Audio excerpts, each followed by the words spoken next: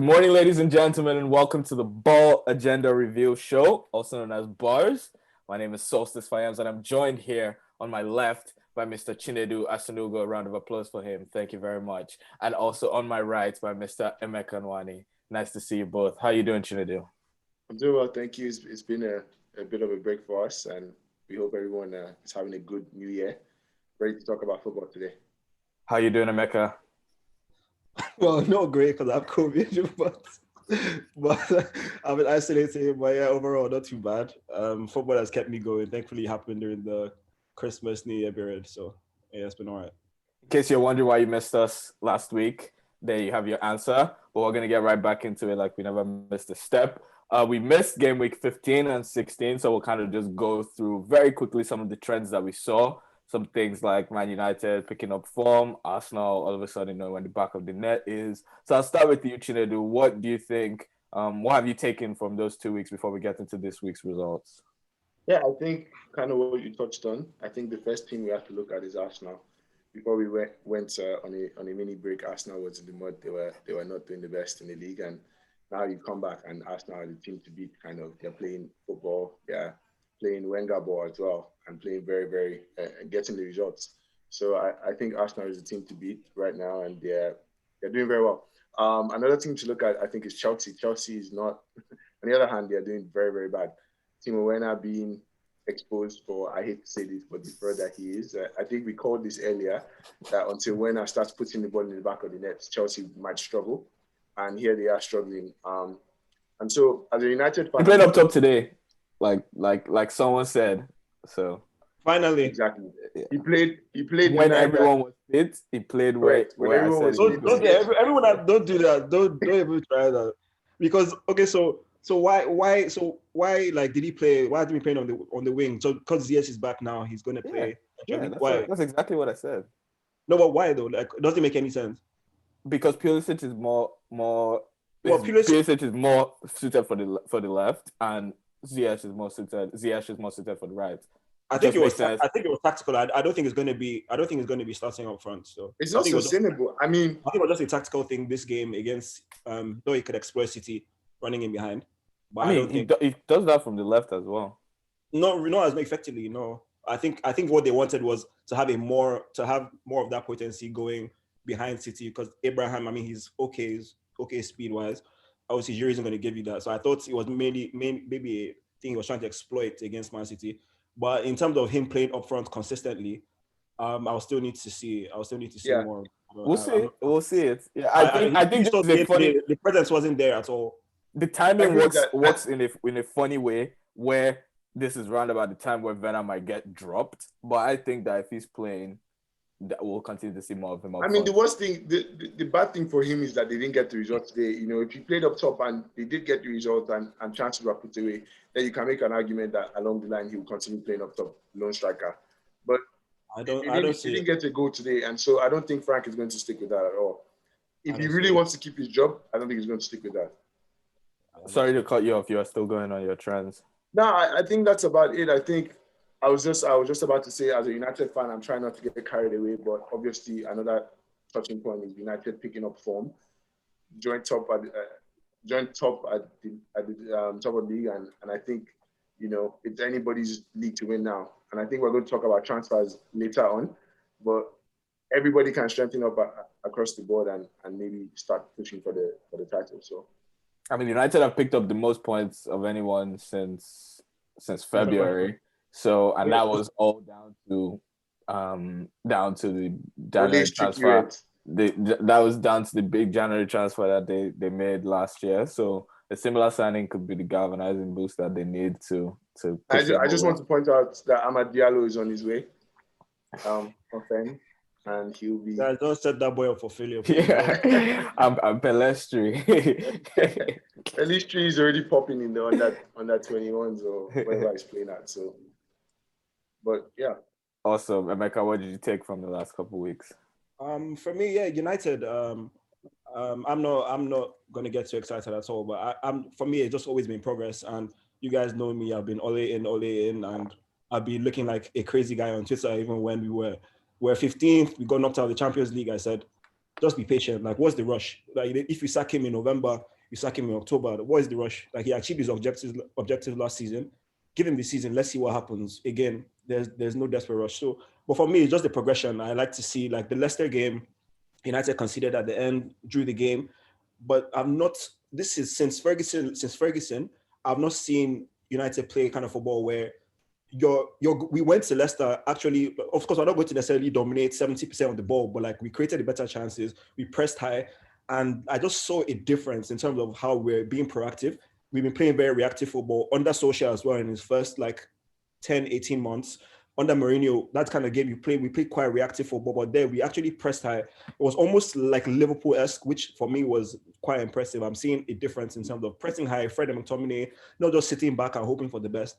So I'm seeing progression. We played some very good teams in the Christmas period: Leicester, Villa, Wolves, and we got 7 points out of 9, which was very impressive for me. I don't think United are going to win the league, but for me, it's just one to like aim for the stars, or what do they say? And you drop by the moon. Like if we aim for the title, we should be able to get Champions League comfortably. But for me, it's just all about progression. We're not out of the woods yet. I know in the next loss, when Ole are still going to trend again, I know how it goes. But for me, I'm just happy to see some type of progress, which is all I really want. I don't care about necessarily winning the league or anything for now, just progress. So shout out to United for that. Arsenal as well. I'm happy to see again. I don't like Arsenal at all, but like I backed out as I said. Just again, there's no rush. Just see. Exactly. I was going to say it's the exact same thing. No, I think it's the exact same argument that you're making for Solskjaer that people could have made for Arteta. You sack him, and now you sack him. Like he exactly. Won exactly a title, and now exactly. We're not midway through the season, so exactly. So for me, it's like I didn't back Arteta, but like it's a thing where there's no rush. So obviously it was really bad, but it's good to see him make changes. Saka right wing. Emma Smith Rowe in 10. It's good to see again. Like that's why managers need time. Because if you had sacked him, you'd be like, oh, this clueless guy just playing William, playing people that weren't working out, and he got sacked. He didn't know what he was doing. But again, like it's just time. This is a very crazy season with COVID. Now Arsenal 9 points in the last 3 games. They're 3 points behind Chelsea that were title 3 points behind Chelsea, yeah. 6 points off, I think, top 5. So let's see how it goes. So credit to them, and obviously downward trend. Chelsea. It's been a difficult Christmas period for them, and we know what's next. Lampard are probably Gusedek maybe coming in, but yeah, it's been an interesting Christmas period. Shout out to I think Fulham they got COVID, but again they've been defending better, which has been good. Everton playing well as well, getting points except this last result against West Ham. So it's been an interesting Christmas period where you can accumulate so many points at once, and your position can literally just change so drastically. To kind of add to what you've said, Emeka, I think, for instance, looking at it as a United fan, the game against Wolves was one of the most mature performances I've seen post Peggy, in terms of your players, although young, they're able to understand you're okay with a point, but you don't settle for that point, and then you take the game to the last minute, you get a last minute winner. And I think we mentioned that about Chelsea when they played Wolves. That's what they lacked, was that experience to see out the game, and they lost that game. And so I think when we look at United, Arsenal, Chelsea, they all have young enough managers that are learning their trade, and I think that's something that comes along with time, is the ability to see out games or be able to, because they have young managers as well as young players. And so there's that youthful exuberance or inexperience that sometimes plays into these games. And I think that's one thing Ole's boys are getting right, that maybe Chelsea isn't getting right in some of these games, is manage the game better. It's an interesting constant comparison between the three, especially like you said. They're all in a similar place, managing massive clubs, club legends, or I mean Arteta's case, club players that play for their clubs, and obviously getting massive criticism, some more than others, but massive criticism. So it's interesting to see how they're all navigating hiring these huge clubs, and it's been good to see. For me, there's a couple of things that I point out. One, I think Aston Villa have really shown a bit more of a stronger core. I think they actually will push for European football the way it's going. They still have people like Barkley to come back. Ollie Watkins hasn't scored in like 8 games. So I think if they get some of those players back firing, they're starting to see goals from Anwar El Ghozi and people like Bertrand Traore as well. So kind of that weight that was always on Jack Grealish is kind of taking off. and in some games you see Grealish actually playing more centrally, which I think is where the team actually benefits the most from him. People like Matty Cash have been kind of just Such a player. revelations Such a this player. season. And people like Target as well. So and at the back also they look really strong with Konsa and Mings. And the purchase of Martinez, I think, just gives them a really good spine, because that double pivot of Luiz and of Douglas Luiz and McGinn is just, it just works really well. I think that probably besides Højbjerg and Sissoko, I think the double pivot I've been most impressed with this season. And I think that core going straight from Martinez, it's just something that Villa didn't have in the past. And now they look less and less like a championship side and more like a bona fide Premier League side that can actually cause problems. Don't you think it's so interesting? Like, because, like I said, apart from obviously Martinez wasn't there, but Cash is the right back. He wasn't there last season, but it's still, the core is still from last year. And, you know, the manager is still the same. Watkins. The core. Even Watkins, I think if we're going to talk about transfers, I think he's upgradable. So, like, but that core, it's McGinn, the Grealish, Douglas Luiz, Konza, Mings, sometimes House, when House comes in, Sancho as well. Like, that core is still, El Ghazi was there. I won't say he's a core piece, but like a lot of that team was there last year. And like, if they had lost to West Ham, like those guys would have been in the championship. Like, so it's crazy to see how good they are now, because they're actually a fantastic football team. They dominated Chelsea. I'm sorry. But no, I was just going to say, I think that ties into confidence. Like, I think we've said it before on this show, where it's like, first of all, confidence is like 90% of football. But apart from that, the system is actually showing through. Like, last season, you look at Villa in the relegation battle and you say they have no system. They're just a bunch of championship players. But against United, they actually have a system they play. And I say this because I remember, I think on the last time we spoke, I said something about when you have a system and you're not getting the results, it's harder for the players to buy into the system. I think now they've gotten results, not just like small results, but 7-2 Liverpool. They are actually going to every game and they are fighting and they are playing very well. I think it's easier now for the players, those core players, as well as the new players they brought in, to buy into the system. And that's something they've done very well. And I think Emeka's point is really good, because one of the things when you talk about why it didn't work out that much last season, I think a huge part of it was just not having quality up front. And I think Watkins he hasn't scored a ton, but he has been assisting. He puts in the work up front and he's just better quality.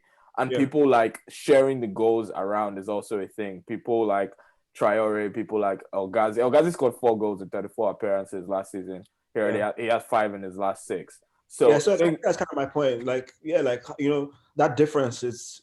I think people like Barkley, people like Cash, people like Martinez, I think those are big signings in important positions that have just helped the team to look more serious and probably feel like they can do more. Yeah, I agree with that. But Barkley hasn't probably a new signing. Barkley since I think he hasn't played in maybe like almost 2 months now. But that's where it started, and they're probably just still going on that. Like, okay, we're actually good enough to play these teams. We just lost one person, doesn't mean we should just become trash and act like we can't do anything without them. Yeah, the difference is staggering though, and like I said, there's just a few pieces can change. Like, these are tough games that they beat Crystal Palace convincingly. Drew at Stamford Bridge. I could have easily gotten a point at Old Trafford as well. I don't think that was a penalty. The way they played at the Bridge at Old Trafford, like especially at the Bridge, like they went there confident, like nothing. Yeah. They went behind and kept playing. They played really, really well. So yeah, United went behind. They dominated the last 10 minutes of that game. Yeah, and I don't think that was a penalty. So I think they could have easily gone away with it. On the balance of play, that could have easily been a draw. I've also been impressed. Yeah, go. No, I was just going to say, moving forward. Oh, carry on. Okay. I've also been impressed by Fulham. Unfortunately, they've had to postpone 2 games, but they're looking stronger defensively. The goals seem to have dried up a little bit for them, but they and West Ham as well have looked really good. West Ham, poor result against Brighton, they probably would have wanted to win, but winning away to Everton is a huge result. And the draw with Southampton is also a very difficult result that they pulled out of the hat. I also say City have looked good. They probably got a nice break from missing that game, but City are looking very strong defensively, looking like they're clicking a little bit and looking like real challengers. Sure. And I would say Leeds as well. Like Leeds looked very good against Burnley. 2 clean sheets against Burnley and West Brom, which aren't the strongest attacking opposition, but goes to show that Leeds actually can keep clean sheets and can still maintain that attacking threat. So that has been very interesting. Shock results, obviously Liverpool also on a downward trend, letting people back into the title race with shock draws against West Brom and Newcastle. Chelsea, everyone has spoken about their poor form lately. And I think we've also touched on Arsenal a little bit, how Arsenal now scoring, what is it? I think 8 goals in 3 games when they couldn't buy a goal before, and keeping 2 clean sheets back to back, which is also huge improvements. So I think just to sum that up, yeah, those are the teams that I think things that have really stood out to me in terms of good and bad. And I think Chido had something else to say, but we can move into It was just more of a question because I mean I'm looking at the standings and I think the team that always gets glossed over is Leicester City. So at what point do we throw Leicester City in as challengers as well? That was, I mean, Emeka, you can go and then Bayern. Yeah, At what point do we start taking Leicester? I was going to say that they were decent, but I think they had to. I mean, the United draw wasn't a poor draw, but I think the Crystal Palace draw was kind of a poor draw. And today they were just okay against what Newcastle. Newcastle had the better of the second half to me. So the thing is, Leicester are in and around there, and I think they might continue to be in and around the European places. But I still think they don't look good enough for me to be title challengers. And we can talk about what they need in the transfer window. But against opposition that you expect them to steamroll, they always seem to struggle and just rely on some random goal on the counter or something that just comes. And I think that's okay against stronger opposition, but there are certain teams where I just expect them to be more convincing, and they don't look that convincing to me. Yeah, I'm not sold on them as well. Like, they've had a good start there. I believe we're 3rd or 4th in the table now. Actually 4th, I think, because Tottenham. Oh no, they won today, so they're 3rd with a game extra. Game extra. But yeah, just watching them, especially watching against United and in their home form in general, which is very average. Obviously, they're very good away. But yeah, their team, like they're quite a reactive team, like just like United are. But I watched them in a lot of games, and they do rely on that, direct ball to Vardy a lot. Madison is playing well at the moment. Credit to him, and Harvey Barnes as well on the left. But for me, the team is just not good enough. Like last year, they ran out of steam with injuries and whatnot. And if you see their starting 11 now with Barnes and Albrighton, like their wide players, Castani has played well. But for me, I think they will be maybe 5th or 6th. I don't think they'll get in Champions League. I think they will still drop down a bit just because they don't have enough depth in that team. And their home form is really poor because they're not even, like United are very reactive, but like they have moments where they can actually even play, where you play Pogba on the left, whatnot, Bruno, and you can see a bit of combination. But with Leicester, I mean, you do see that to a lesser extent, but I still feel as a team, they don't create enough when they're not necessarily counter-attacking. So when you have Ndidi and Tielemans, I mean, he's an enigma for me. Like sometimes he looks like a world beater, sometimes he just looks like an overweight guy that just plays safe to me. So I think they're an enigma. And Harvey Barnes is on a hot run at the moment, but he will get back to normal in a bit. And I don't trust Albrighton either. So yeah, I see a team that will finish about 6th place, I think. Right, awesome. So this week's results, we kind of touched on the amazing results that started the week off for us, with West Ham going away, keeping a clean sheet at Goodison Park, winning 1-0. Thomas Souček finally. That's also, this goes back to my point about underlying stats. They just don't lie.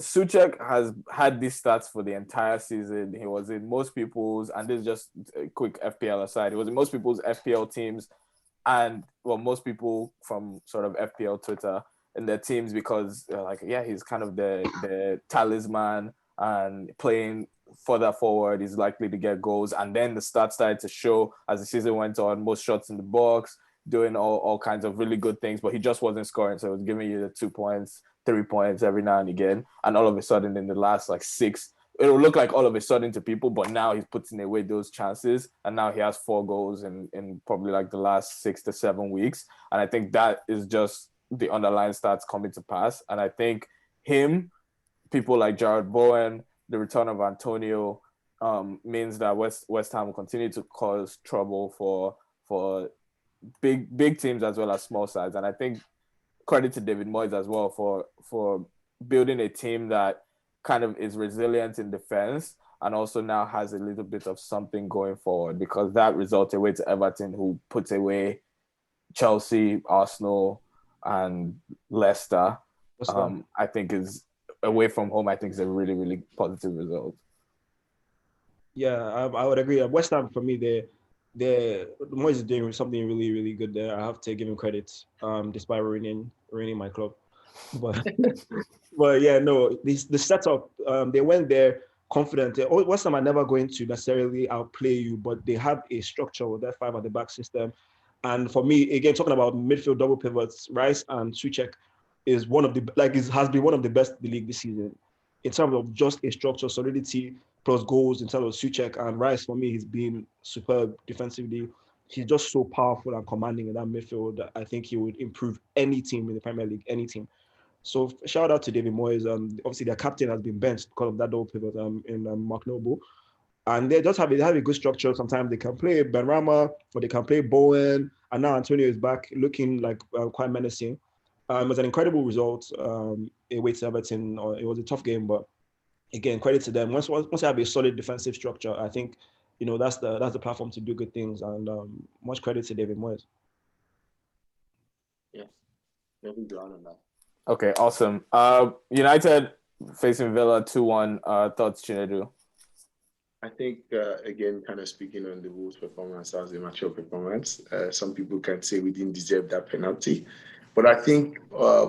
it's not a matter of you deserved penalty. Just in your honest opinion, if that went against you, would you not be annoyed? No, so here's where I stand on this, okay?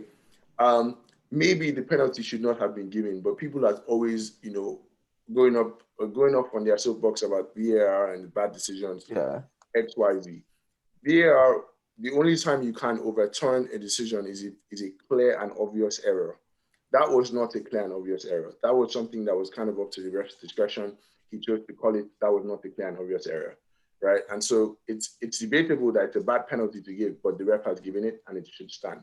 And that's how I think about every single VAR call. I think actually the reffing on that day was horrific, but let's not speak about that, because actually when United conceded Aston Villa's goal, the ref was actually talking to the United players and they somehow went on replay and then we conceded the goal. But I think all in all, it was a very, very, very mature performance. The Mings elbow on Pogba as well. Mings elbow on Pogba. He just came from nowhere and just gave up. But this is agenda review, so I'm not going to sit here and actually just strictly talk agenda. I'm not going to do that. But I think the same way you can argue that Villa deserved the point, you can also argue that maybe United could have at some point gone away with 3 points, because I remember we had a few chances with Rashford and the team played well all in all. I just think it was a mature performance. To summarize, it was a very mature performance, and it is maybe not deserved it, but sometimes that's how you win titles. You get the point. I agree. That's it. Emeka, what do you think? For me, it was a typical Christmas, New Year's Day kind of game. You could tell two teams a bit tired, but it was a high quality game. It was a very tight game. I would say, like you say, it could have been a draw. Yeah, it could have been a draw, but I would say it was one of those games. Even if you look at the XG, United edged that as well. I think it was kind of 2-1 game. I predicted 2-1 before the game. I thought it was going to be very close. And Villa, at the end, they were dominating the game because we sat back a bit too much. And even Solskjaer came out and said he didn't like how we handled that. We were playing like it was a cup final, and we're really, really holding on and hanging on. But I think United edged the game. I like the combinations on the right between Rashford and Wan-Bissaka. It was nice to see that they had quite a few good moments together. But I wouldn't say it wasn't a game where De Gea was necessarily peppered. Neither was Martinez, to be fair. It was one that United had a few more chances and was one of those ones that could have gone either way. But I think the pendulum was a bit more towards United. So I'm not surprised it was a close 2-1. But things that I was impressed with Martial. I was impressed with his hold-up play. I do feel he's one of the best at that in the league in terms of his link-up. He holds up the ball quite well for a guy that maybe just 5'11", 6 foot, but he's quite strong in that, and his touches are quite good. So I was impressed with that. And defensively, again, we've mentioned by before in terms of Chinedu believing he's the best centre back. I struggle with this because this is again is a boom bust cycle with Bailly. He comes for a few games looking like the best defender in the world. Literally, like he literally looks like the best defender. Then he reversed type. That is like it's like a cycle that goes on. So he's in a good part right now. He's in a good moment at the moment. But so we'll see. But in terms of the profile of a defender we need, at least I think it's clear now. So alongside Maguire, that is the profile of defender we need. Correct. So it might not be Bailly, but like we need that profile, strong, fast, confident on the ball, can sweep up behind because obviously Maguire is a beast. Maguire is a beast in the air. So it's good to see that defender that's also quick and can cover and obviously press high because the Bailly, what he did to Watkins, he literally just gobbled up Watkins. Anytime Watkins got the ball, he's confident enough, fast enough, strong enough, good one-on-one, so he can press high and press on Watkins every single touch. But with Maguire and Lindelof, we have to play a bit deeper because they're not as good one-on-one and they can be destroyed on the channels. So he also covered up fantastically for Maguire, even up until the last block. The last moment. So that's the profile. If it was Maguire being a beat in the air, right, you would assume Maguire wins that, but Bailly anticipates that maybe the ball drops. He covers up for Maguire. That's the kind of profile of defender we need. But I'd also like to give Maguire credit because he gets so much criticism, and in the last few weeks he actually has been very okay in the air. He's the best. Like his stats are actually incredible. Interceptions, aerial percentage, aerial duels won, everything. So I mean it's looking okay for United at the moment. Burnley away next in the league, so we'll see. Really quick, so too long. I just wanted to give one more shout out to Paul Pogba. He's looking at his brilliant best, and I hate to say this because everybody's like, "What does his brilliant best look like?" He dominated the midfield and he dominated on both sides of the park. And I think you can now see kind of his point about COVID took a bigger toll on him than people gave him or cut him slack for, because now he looks like he's fit as ever and he looks like he's going to boss midfield. The same thing with Bailly, me again. The same thing with Pogba. Exactly. He comes in like some games. He looks literally like the best midfielder in the world because Pogba can do everything. He has there's no skill set he doesn't have except tackle. But even that he's not bad. Like fair enough. Like he's not a strength. He doesn't have to tackle, but he's solid. But again, then in a few games he will start looking lazy, and because I've seen Pogba play for 4 years, and COVID hasn't been here for 4 years. Yeah, that's what I was gonna say. Like this COVID point, you can only make it in the last 3 days. Exactly. Well, I've seen Pogba look lazy, disinterested. So again, shout out to him. Like you're right, though he played on the left for the most part, and he played fantastically well. But I want to see more. I want to see more. And this is kind of so. Before we go into the next result, which is Tottenham 3-0 leads. Just like to give a shout out to Jose Mourinho for beating the son, the father, and grandfather without conceding a goal. So we know how that goes. The special one back again. But when I think about people that I put in the title race, I think the reason why I'm not so gung-ho about Liverpool, and I don't know if people have seen this or thought about this, and I'd love to get your thoughts on this.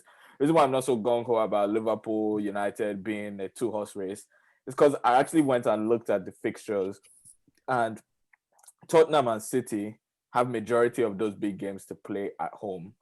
And United and Liverpool have played pretty much all those games at home in the first half of the season. And I think that will kind of skew the next half of the season a little more to Tottenham and City's advantage. I don't know if it'll translate into those points, but I just think looking at it's kind of a skewed view of the first half when most of the teams have played the games at home. Like even Chelsea, who are right now in poor form, have played most of those big games at home. And I don't know what your thoughts are on that. Especially given that fans are coming back also probably in the second half. I was going to say, I don't think so. I was going to even say, if they're not, I don't think his advantage is still there for playing games at home. Like Anfield has that feel. Like when you go to Anfield, whether there's no one or if this was any other season, that would be a huge factor to play. But I think post-COVID and COVID era, I think especially looking like we're going to a second wave and places are locking back down again, I don't think fans are going to play a huge role in that. And for the most part, if you remember when Liverpool started going again, kind of was when they had a few fans in. And then I remember tweeting like, oh, Liverpool is really just fans on inshallah. Because that, when you can get Anfield bussing, bro, the adrenaline levels are different. But What do you forget mean by just going Anfield. again? Because they never really, Liverpool haven't lost at home this season. No, They pretty much but won every match. they Besides, scored. It was Besides- when they scored, I think 4. They hit 4-0 against, I forgot the past team. Wolves, yeah. Yeah, past And we're Wolves. convinced And Exactly. they've been winning. Leicester They've as been well. winning. That was when they had fans, exactly. But my point is, like, I don't think fans have that much of a thing to play. I think it's not skewed either way. It's more of just neutral ground. Going to the game, who is more in form, who wants it more. And so I don't think that will. I don't know if America thinks differently as well. I completely I'll be a huge fan. completely agree. This season, I don't think I wouldn't even use so I don't even like now we're going to Anfield. United are going to Anfield in a week or two. I don't see it like I mean obviously it's Anfield, but like this I'd rather play at Anfield now. Like I'd rather go away in terms of I'd rather play them now than with fans or whatever, if you get what I'm saying. So like I don't see it as, and if anything, certain teams are suited to that, as we've said, right? So when we played those games against Arsenal, we played those games against Chelsea. Yeah, it's a home game, but I don't see it as if anything, it was a disadvantage because you're playing those teams without your fans. So I don't really see it as a thing where the table will be skewed more so now or no. I just think you're just playing those teams, and if you're in better form, then you're in better form. I don't really see it now as going to stadium. Maybe travel could be a disadvantage or whatnot, but if anything, I think United like that. But they like playing those games, going to the London Stadium with the space or the Emirates. Like I don't think it's necessarily a disadvantage. Just again maybe travel and whatnot, but the advantage, the home advantage, doesn't exist this year at all for me. Okay. Yeah, it's good. Interesting to hear your thoughts since I'm on the other side of that. Tottenham, very convincing against Leeds.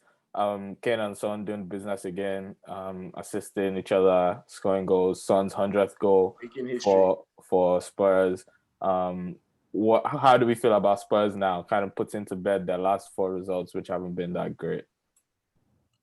Okay, I'll go. For me, Spurs. So again, it was an interesting one. It could have been dicey as a game as expected. Leeds dominated the first like 10-15 minutes as expected, but I know Mourinho expected that as well, and he played for that. So again, just that naivety of Leeds and the way they play. In terms of Spurs' long-term prospects, I think I don't see them winning the title, challenging for a title, but I do think they're going to be a solid top 4 team, just because they do have a structure and they have 2 of the most potent scorers in the league at the moment in terms of the connection. They've already broken the record. So I definitely see them being comfortable in the top 4. But my issue with them still is just that being a bit more proactive, especially when you're winning, because they have superb talent up top and they have a team that should be more proactive. And I saw a bit more of that in this game, to be fair. No, but again, it was dicey because after Kane scored the penalty, the Leeds had 2 really good chances. So the way the game swung, it happened to be like, okay, so they got the second goal and they killed the game.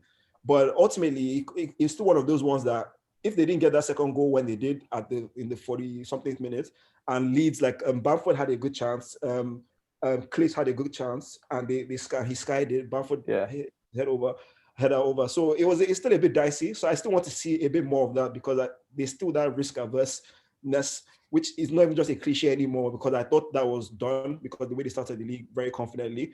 But I've noticed something with Mourinho since his second Chelsea spell, where I don't know what it is, where he starts the league very open. He starts the league very open. He did with Chelsea as well. That last time they won the league, started the league very open. Remember the 6-3 against Everton. Then as the season goes on, maybe he sees that there are opportunities to win.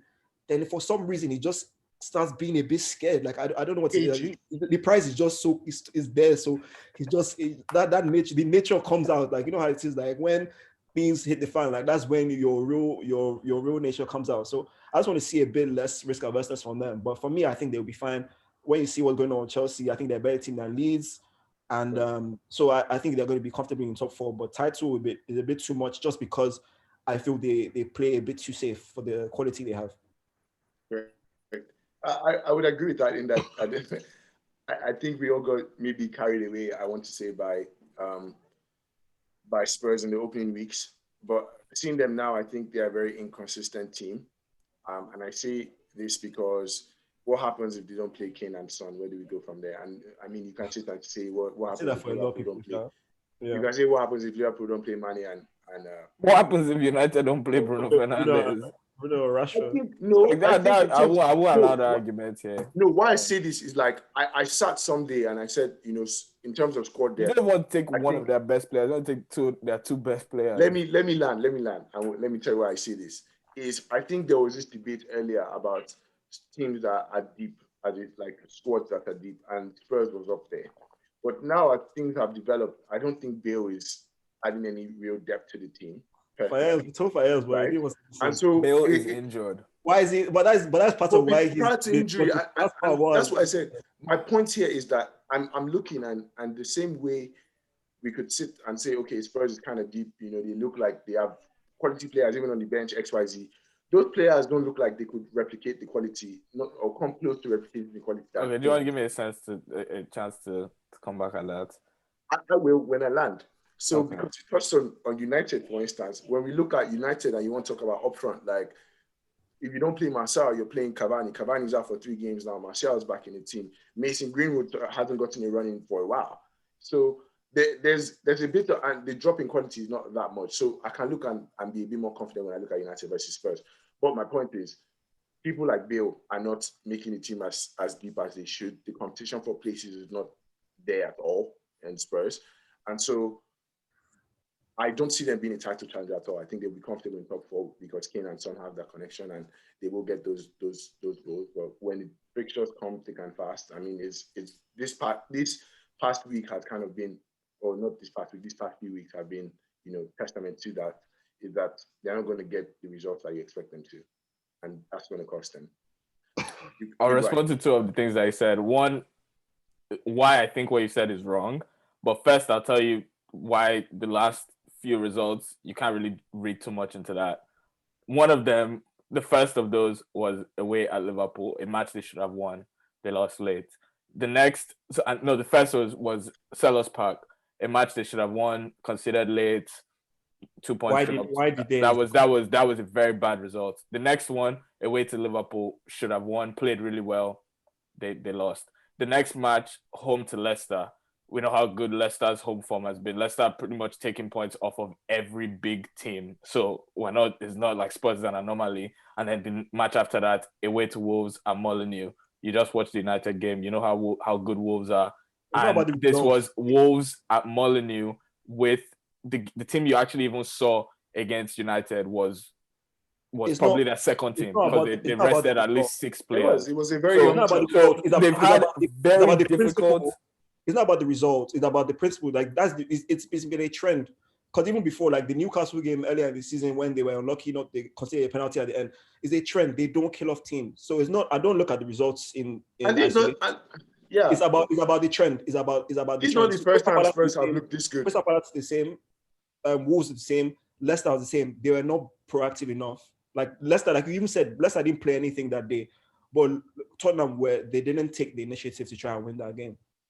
It's not about the results. I'm saying when we're judging these last few results, let's not say they're inconsistent because we didn't say that when we dropped points against Newcastle. Like these are very tough results. Any team faced with Crystal Palace away, Leicester, Liverpool away, Wolves away will struggle to get more than 6 points out of those games. But to be a title challenger, we're incredibly poor and should have done better against them.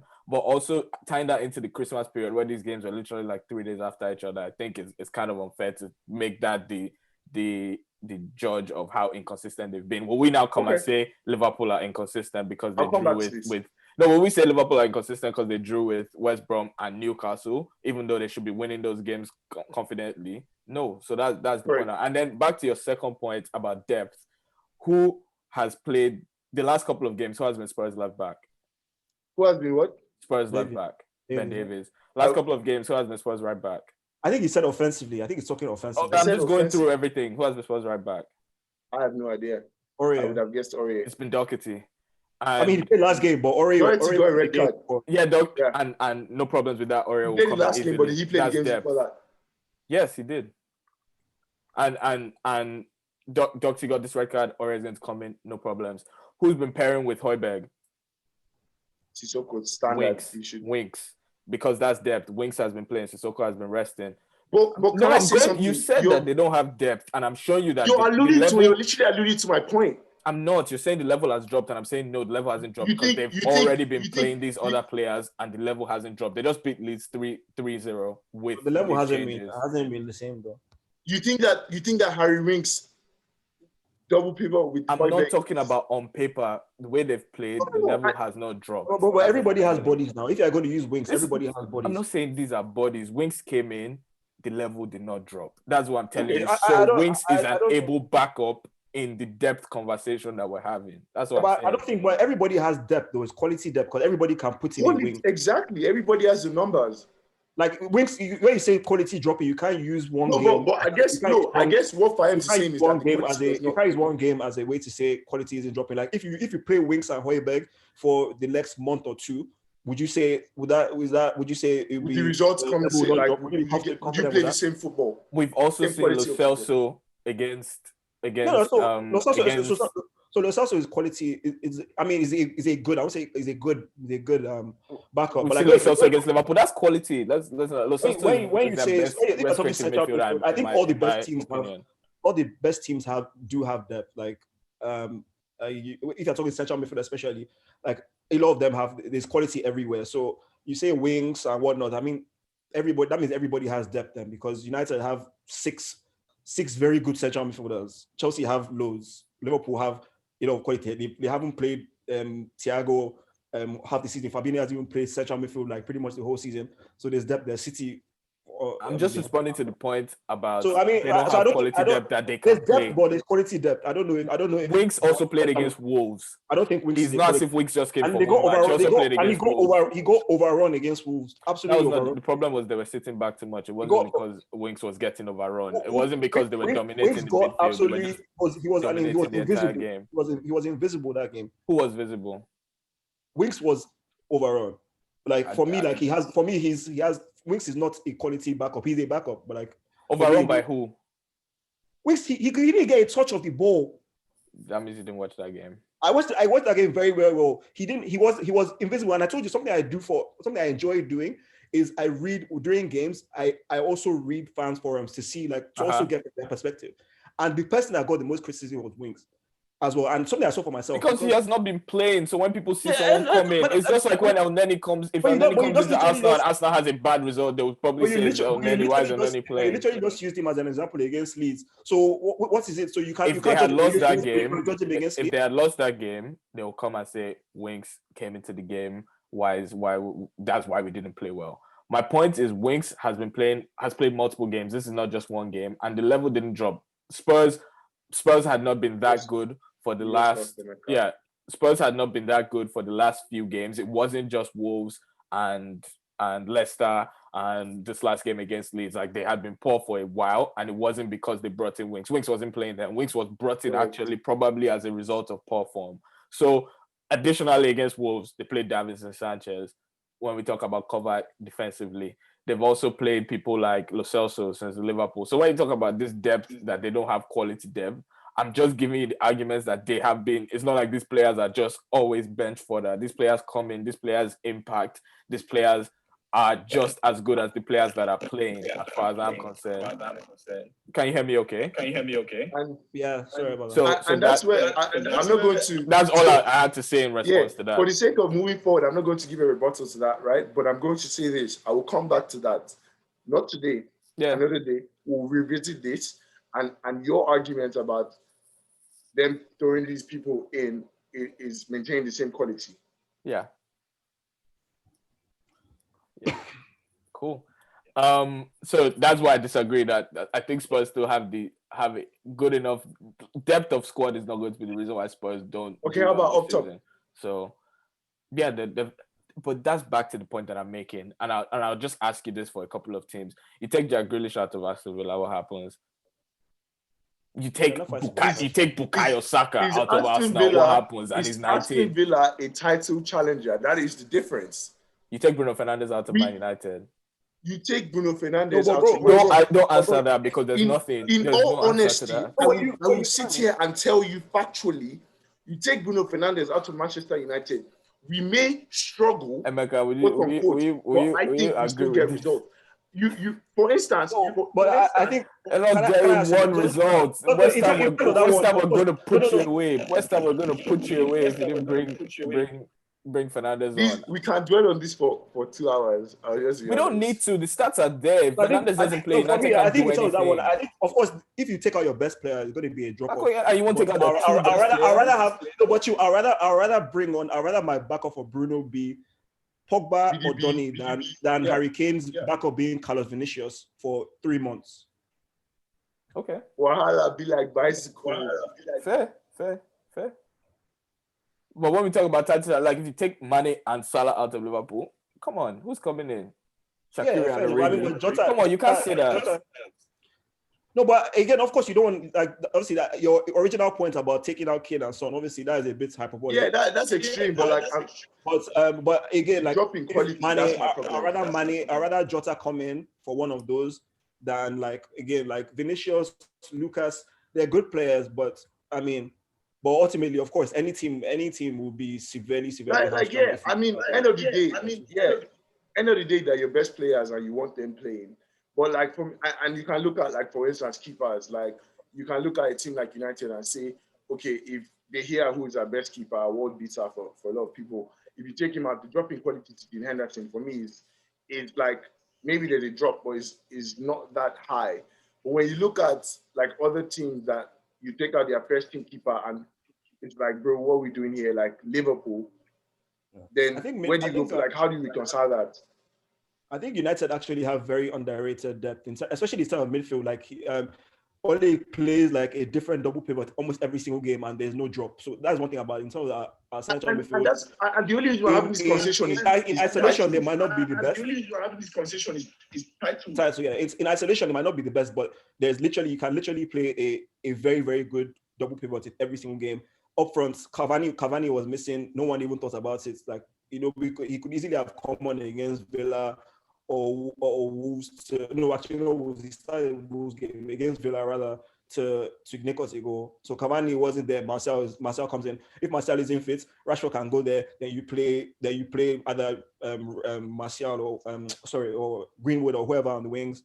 So sorry, my internet is messed up again. But yeah, so I think the depth is actually a bit underrated. Well, obviously the first 11 is still not as good as City and Liverpool, but I think depth-wise, United are one of the best in the league for sure. There's a lot of depth in that team. We've seen poor finishing from Steven Bergwijn lately, but Steven Bergwijn is someone that can come in.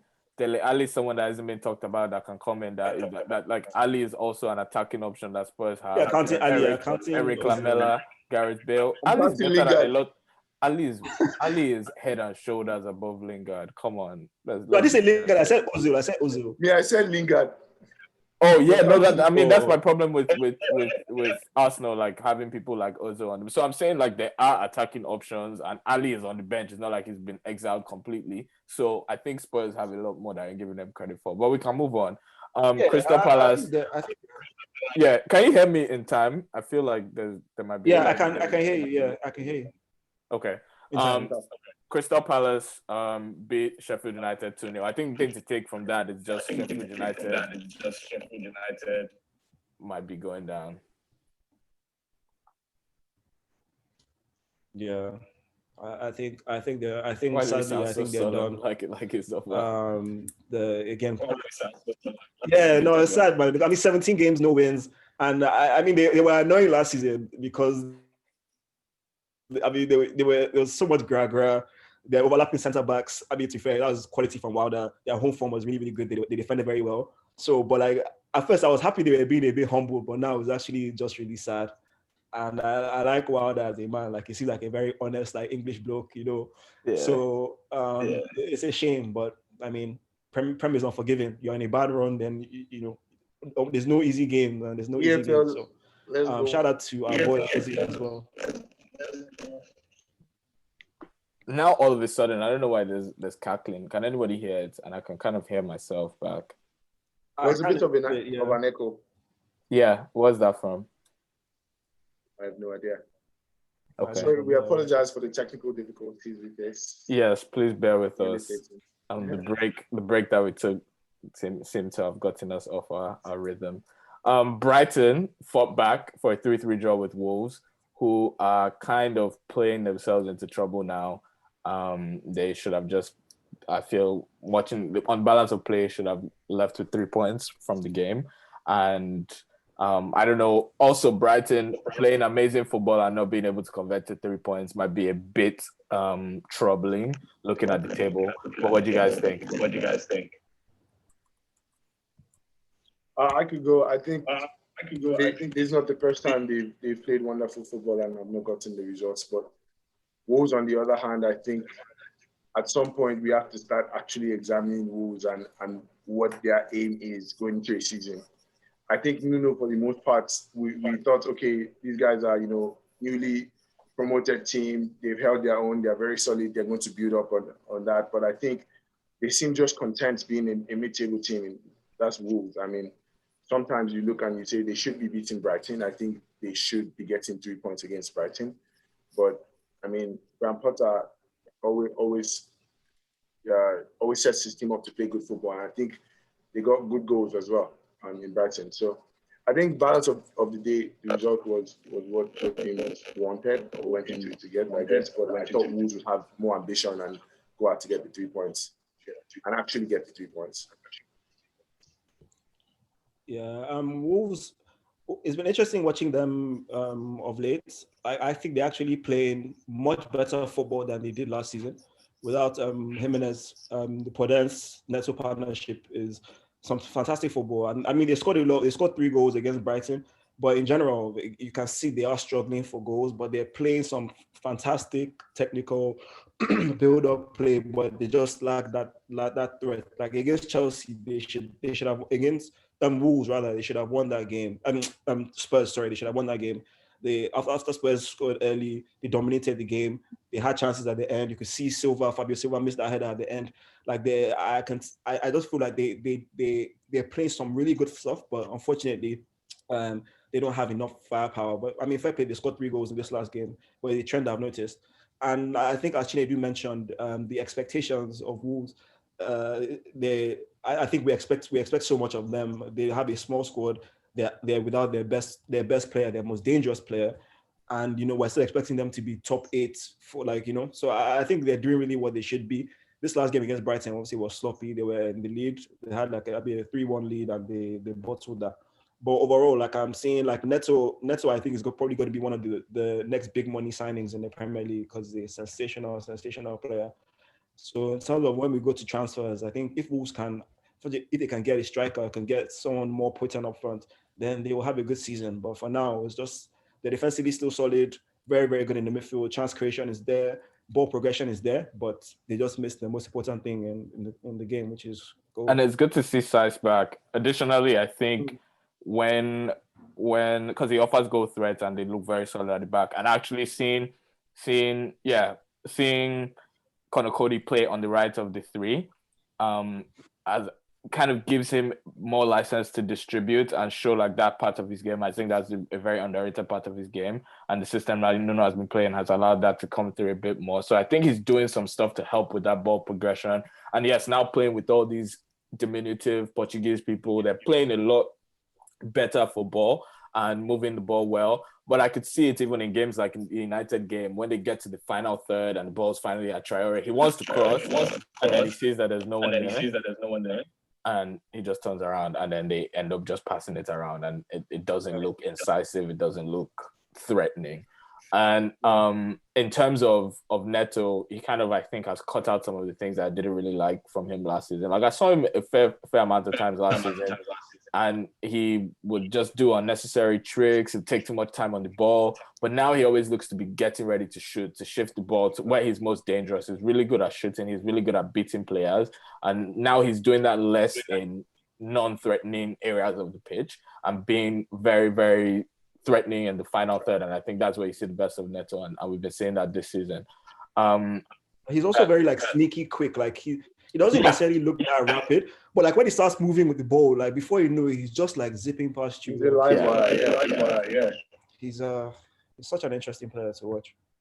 And Arsenal West Brom. Arsenal scoring 4 goals away from home and putting West Brom Big Sam to the sword after the great result against Liverpool, which was kind of a shock to everyone, and we didn't talk about that. So Big Sam, the defensive tactical magician, doing his thing at Anfield, but getting put to the sword by Leeds and Arsenal. Has 9 goals shipped at home in the last two home games.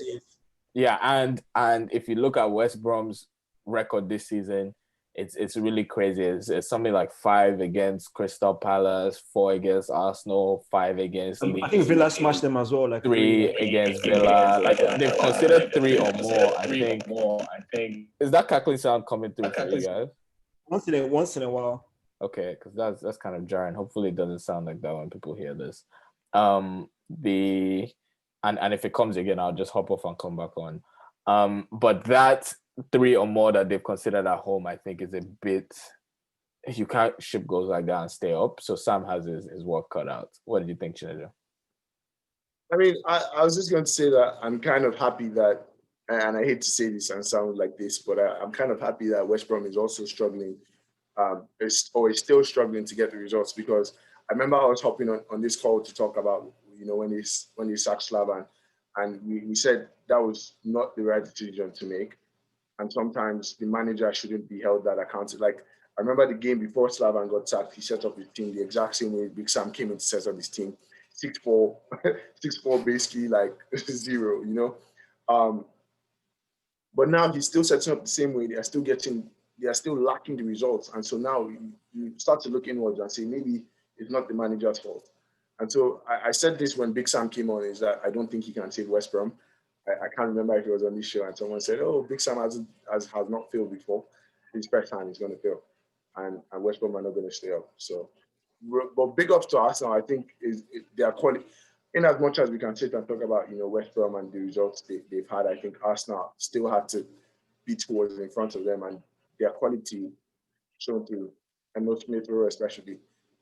He's been a real revelation of recent, and I know he didn't just start being a revelation. Apparently, Barcelona almost bought him and whatnot. But I think he's been a good addition to the team, and Arteta has switched up his system a little bit, and now things are starting to click. So big ups to Arsenal as well for that win. What do we think the Leicester game against Newcastle, Andy Carroll's first goal for Newcastle since 2010? I can't give too much insight in that game because I was actually on the road and I missed that game, but I did see the goal. I expected it to be a headed goal from Andy Carroll when I saw he scored, but a fantastic goal. And I think Leicester, somehow they get their results. Harvey Barnes had a good game, it seems, and I'm happy for Maddison. He's one of my favorite footballers, and he's playing very well now since he came back from injury. So maybe you could give more insight on that game. Yeah, so I think it's back to Leicester just doing really well away from home, not really dominating as you'd expect them to against Newcastle, who are kind of starting to find their defensive shape. If you watch them against Liverpool, also just an incredible performance from Caldalo. That crackling sound is back, isn't it? Oh, can you guys hear me okay? Yeah, you good. Yeah. Okay, yeah. So just another incredible performance. Well, not another incredible performance from Darlow against Liverpool, but it seems like they have a bit more going for them now in terms of the defensive shape. Remember that they were lacking in that game Shelby, they were lacking, so it was good to see him today. They were lacking Lascelles, and I think we'll talk a little bit about what they need in transfer window, but I think even people coming back, they're really missing St. Maximan because they don't look as potent in attack. Wilson and Joe Linton always look isolated. Almiron is doing the best he can to kind of connect that midfield to attack, but it just looks too disconnected, and they end up relying on set pieces for most of the game. So I think that was kind of an easy game for Leicester, and they did what they needed to do. I really quick on to touch on your point. You make a great point because sometimes you can dwell on the stats and Saint Maximin is not producing because he hasn't had XYZ assists. But people like Saint Maximin, what they bring to the game is that they suck players in. When he dwells on the ball and he has such amazing ability to beat players, he sucks one or two defenders in and leaves space in behind for someone else to run into. And so you see that when he's not in the team, goals start to dry up because now things are a bit too static. There's no one with that, unpredictable, I can drag the one to me type thing. And although he doesn't have the assist to go with it, I think he's a very, very key factor in them getting goals. And I mean, I can testify to this because it affected my FPL as well. but the goal successfully dried up for Callum Wilson. So that's a bit concerning for them. But I think they are very comfortable in how they play, and I think they'll get a few good results here and there. And the last one, let's go into Chelsea City very briefly. Kevin De Bruyne finally making good on the underlying stats, first open play goal. I've been waiting for this for weeks, so that was good to see. Still missed some chances I'd expect him to put away, but it otherwise was a good performance. And Ilkay Gundogan, I'm so happy because I love him. I've loved him since Dortmund, and I just couldn't put my finger on what wasn't going right at City. But it seems like this season, in addition to just playing well, he's now scoring goals, and you can really see like what he brings to the team and why he should be starting. And honestly, it was interesting for me also to see that it didn't look like a double pivot today, which was probably Pep saying that they're just going to like play Chelsea like a weaker team, a smaller team that wasn't as cautious. And it paid off because they ran them riot in the first 20-25 minutes. And honestly, for the entire first half, that thing happened again. Yeah, let's keep going. Because we can hear you, except like even when it crackles, like we can still hear it just for a second. Yeah. Okay. So then we'll sort this out for the next episode. Bear with us. Sorry for our technical difficulties. Our producer is still on holiday, but he'll be back by next week. We saw sort of the first half, that dominant City performance that we haven't seen in a while, and the second half was kind of what you expected. City are not going to go and try and win 6-0 and risk it 3-3.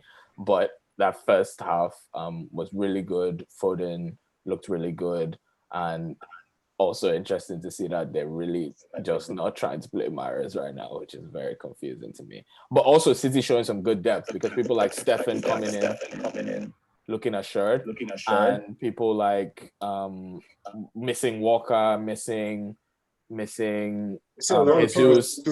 Yeah, I think that was a very, very, honestly, now that I think more about it, that was a very, very interesting setup from Pep today because he played all those midfielders, but also didn't play double pivot. He played Kevin De Bruyne as a striker. As a false nine, essentially. Bernardo Silva had probably the best game I've seen from him in a while, and I love Bernardo Silva, so I was really happy about that. Zinchenko came in, looked assured, and yeah, I wonder what your thoughts were on that, Emeka.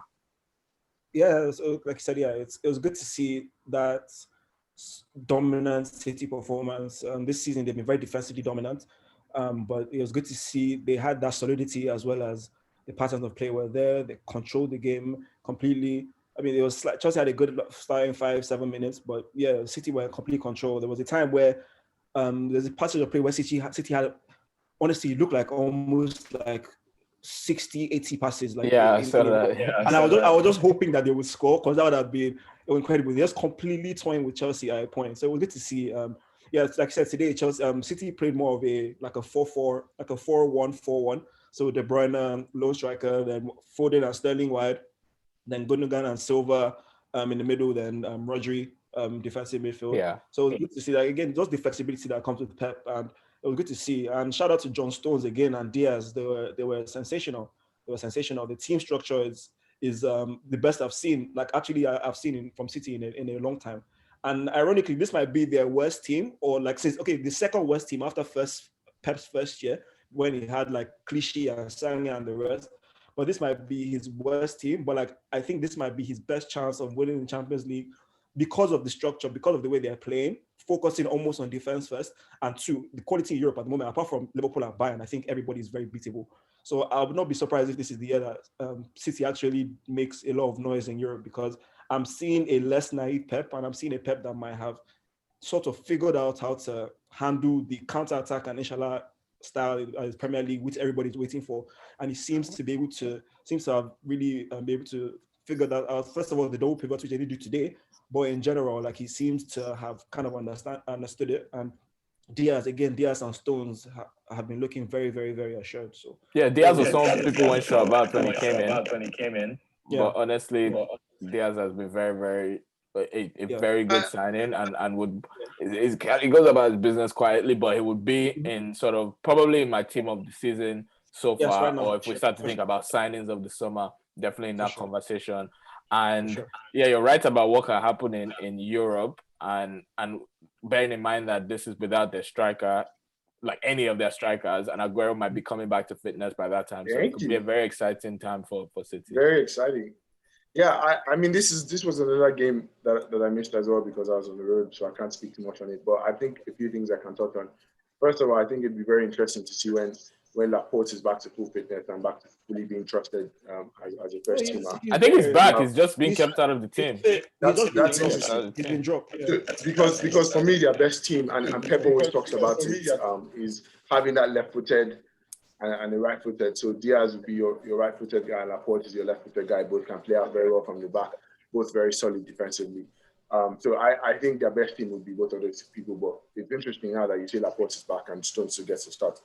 Because that's also why they bought Ake for that left-footed. Exactly, Nathan Ake as well. But I think Pep has ditched that and he has a system. But no, I think you also touched on Gundogan and why, after his transfer, he wasn't as effective. But I think it's also because of responsibility and his role on the team. So typically he plays, at least more recently, he plays with more of a double pivot and he's a bit more defensive than he was at Borussia.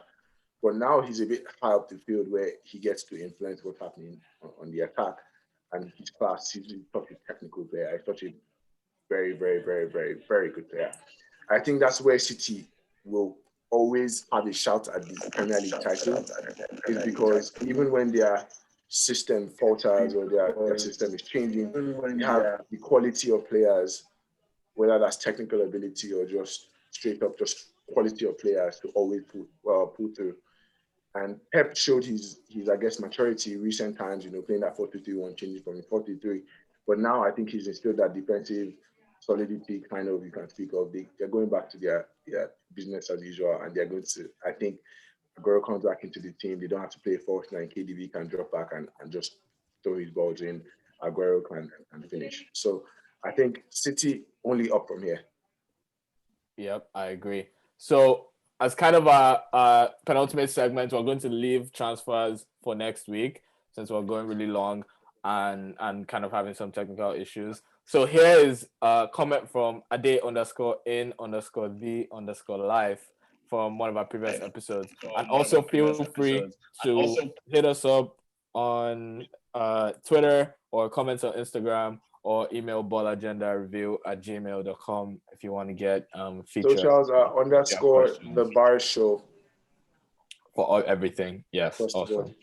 So it reads, so we're talking about being objective with regards to the manager in that PSG game, and you haven't at all mentioned the handling of Fred's red card.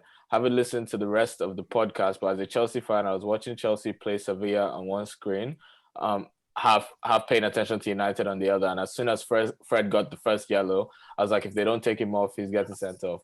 There was no question the position he plays, the way he plays, the way the PSG players were baiting and exaggerating for fouls. It's a miracle Fred made it to halftime without the second yellow, and anyone who knows ball saw that coming if he played in the second half. How Ole didn't take him off is mind-boggling and bad management.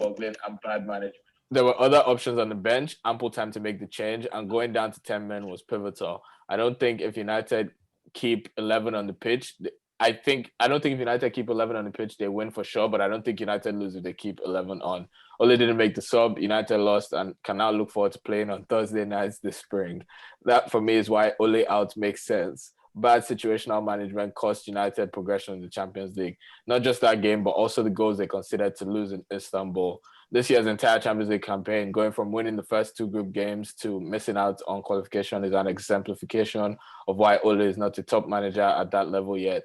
Bad situational management with respect to tactics, personnel decisions, and the intensity with which they approach games, particularly in Leipzig. So if 3 years in and hundreds of millions and dollars spent, United fans expect more than a long Europa League run, then I think Ole out is a fair response. And then a follow-up to that is, damn, I even forgot that losing 3-1 instead of 2-1 to PSG was huge because the tiebreaker after head-to-head in Champions League is goal difference in head-to-head, LOL. At 2-1, United were level with PSG. On that, going down to 3-1 made it so that if United and PSG finished level on points, PSG would go through. How was that something the players didn't keep in mind as they started chasing the game? That, unlike most end of game situations, losing 2-1 versus 3-1 would be drastically different in terms of qualification prospects. That's the manager's job, to manage the team through those types of situations effectively. And only time and again this Champions League campaign couldn't do it. Thoughts on that, Emeka and then Chinedu? Thank you for the great comment. It's very detailed and from a non-United fan, we love the interest. Yeah, thanks for the comment. Yeah, I mean, in terms of the 2-1, 3-1 comment, yeah, that's a fair point. But at the same time, United needed a point to qualify. So, I mean, United, it's all about gambling. Like, we've won cups, we've won leagues, gambling with 10 men. So, I mean, it's one of those ones where you're doomed if you do, doomed if you don't. So, we needed a point in that game. And fair enough. I mean, I agree, we could have been more situationally aware. And there's one more game coming up, so you just take your 2-1 defeat and go. So I mean, I can understand that comment, but because of the way the game went and because a lot of the chances we created, I feel there was just that bit of overzealousness in that sense. So I mean, I completely agree with that comment, but I also understand. I'm objectively not to also understand that, okay, you know what, this is a team at Old Trafford that you gamble and miracles happen. But I mean, fair comment. But in terms of the social comments, lucky, I think I would like to know what he feels about his own manager at the moment, and in terms of his manager's tactical capabilities. Because yes, unfortunately, yes, United fell out of the group, and the last two games were disappointing. The Fred decision, again, is one of those ones. It's easy to say in hindsight. Many players have got yellow cards and stayed on the pitch, and he was our best midfielder in that game. He was completely dominant in his pressing, in his hiring, and I understand why the manager felt that, let's just try and manage this if we can. But again, it's easy to say in hindsight, okay, you got a red card. So, but I would love to hear him right back to see what he feels now in terms of the trajectory Ole is on and how Lampard is going. Awesome. Chinedu, any thoughts? First of all, thank you, Adi, for that wonderful comments, because I think it was very, very elaborate in its response.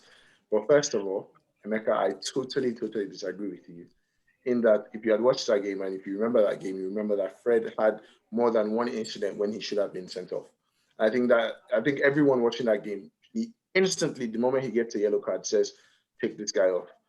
But what I'm going to say and why I'm going to excuse this, and I'm not going to be all out in that sense, is that it's kind of what we touched on earlier, is that youth, right? This is Ole's first 3 years as a manager of a big club.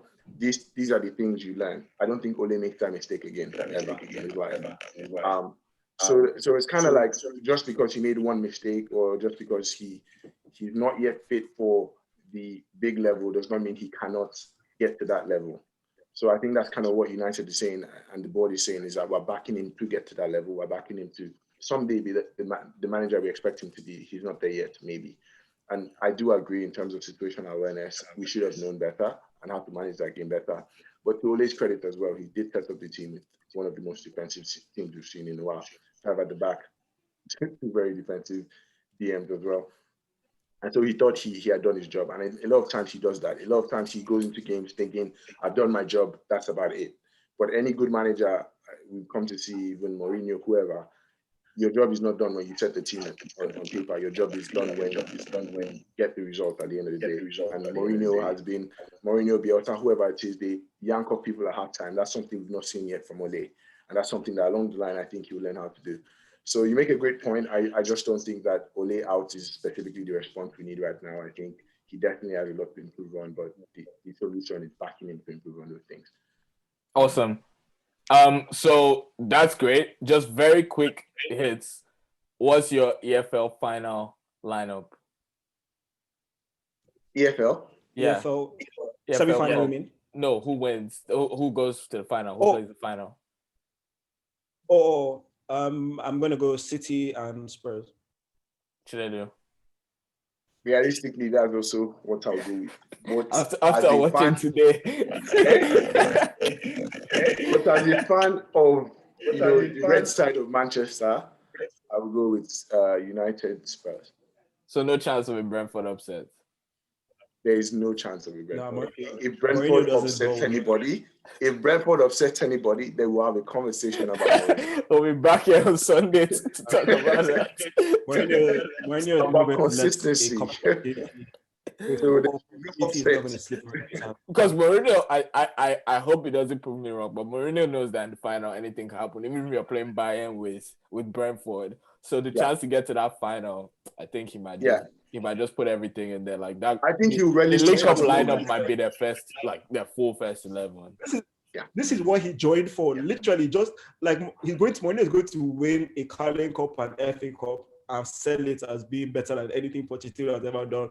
And technically, it will be. So all Mourinho wants is, even if they come a Carling Cup, FA Cup is what he's going to sell as bringing a trophy to Spurs, and he's not going to let this opportunity pass with Brentford. And that's the one manager, like, even in the final, like, even if it was Man United and Tottenham, I would still back Spurs. Like, Mourinho is not going to let this opportunity go. Not going to let this opportunity go. I hope so. That would be awesome for Spurs fans. They've deserved this for a while. He's already written this. Waited so long. This is what he's going to. The propaganda is going to use a Carling.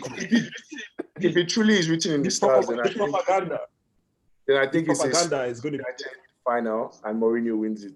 The only reason why I don't want the Spurs United final is because I don't want Ole that close to a trophy. Like, in the final, anything can happen. I don't want like, this is close enough. Like that Europa final when they played Sevilla, and it was going to be who was the other team that got to the final? Inter. Yeah, I would have probably still thought Inter were a better team than United. But I was like, if United gets to the final, anything happen, penalty, I don't want that. Just go in semi-finals. Yeah. Awesome. So quick thoughts on FPL. What went well, what went badly? And just as a note, and I'll do this at the end, but quick thoughts on FPL. Chinedu, what went well, what went badly? For me, I've had I would say a very, very good week, but a few bad things happened. I brought in I was like, okay, I'm going to take off Holgate because I think Seamus Coleman is back. So I took off Holgate and I put in Michael Keane, and he actually didn't play. And I had a few people in there that didn't play, as well as Podence. And then Callum Wilson needs to be taken off my team. But on the spin of things, it was actually a good week. I had Son as my captain, came up with the goods. KDB came up with the goods. Bruno Fernandes came up with the goods again. Do you have Salah? I do not have Salah. Okay, because that's the problem. Like, I know what I want, but it ends up being Mo Salah is too expensive. KDB and Fernandes. If I want to have Salah, Son, and Salah. I had Salah and I sold him for 1 game week, and I can never afford to bring him back because his price skyrocketed. He's going to 13. Dope, awesome. Emeka, what went well, what went badly? I mean, we know what went well. So for once, I didn't overthink this one. I just use eye test because I've been watching Arsenal. Like, Tierney has been really bombing forward since Arteta has gone to this far at the back, settled on it. Tierney has shown me, even he has. I remember talking to you. I know you weren't sold about Tierney. His legs. Yeah, like, I thought he was very good technically. Like, you see, like, he's very combative, can cross, but like, I didn't think he could run as much as he does. Like, obviously, I mean, stamina wise is fine, but in terms of pace, like, he actually can, like, he actually has legs. So, like, I've been seeing him get into like really good positions, crosses, but just maybe a bit overhit. But he's been getting a good position. So I just took the risk and I put him in, which really paid off for me. And he could even have got more points. As a master stroke, he almost scored again. I was very happy with that. It's one of those ones that I was like, okay, I'm going to do it, but at the same time, I was like, it's Tierney. Like, would I really want to waste a transfer on Tierney?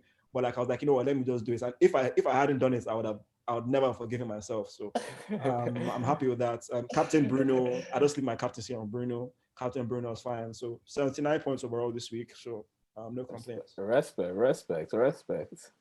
And I guess for me, KDB just finally paying off. It's always been KDB or Bruno for me. I couldn't really make the decision last week because KDB just didn't play, so that was very annoying.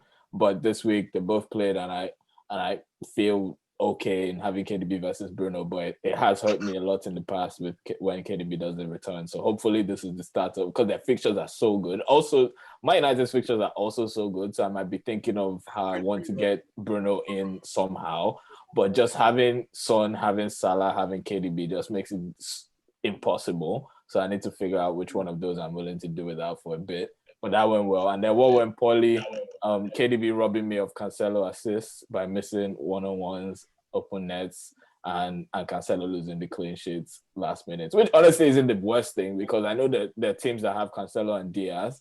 So at least the differential there is kind of is worse for them. Yeah. So that's been fine. And then looking forward to, I spent a lot on Robertson to get him back. So hopefully he can do something for me, as well as Salah and Kyle Walker-Peters is just in there to make up numbers. But who knows if they upset Liverpool? I hope Kyle Walker-Peters is amongst the goals. Dope. So our plan for next week, we're going to talk about what teams need to do in this transfer window. So in January right now, there's the fun window where you can't really predict what goes on. So we're going to talk about what each team kind of needs to do to kick on in the season, depending on what their goals are. And then we'll also talk about some in the Premier League. We've seen so many bright stars this season, likely due to injury, COVID, squads being stretched. So we'll talk about an XI of under 22 players and probably a manager for them. But that would be a cool, fun thing that we'll do, as well as and probably, it'll be more topical next week because there are no Premier League matches. We might talk about some results if we've seen any FA Cup matches. We'll have the results of the Carling Cup by then, but it'll be mostly focused on those two things. So, awesome. How do we feel about that? Yeah, looking forward to talking about that next week and going to compile my list. Any last thoughts, guys? I think the only thing I can say is great Christmas, New Year's period. Like I said, it got me through COVID because I've been isolating. So at least I had something to look forward to literally every day. So that was one positive. So on to the next. I just want to say a happy New Year to everybody, and happy holidays, and lastly up the blues. Go again. Up the blues. I will see more of us. So remember, whether you're analyzing the game, doing a deep dive, sharing your opinion on social media, just remember to ask yourself, do I really know ball? Thank you very much.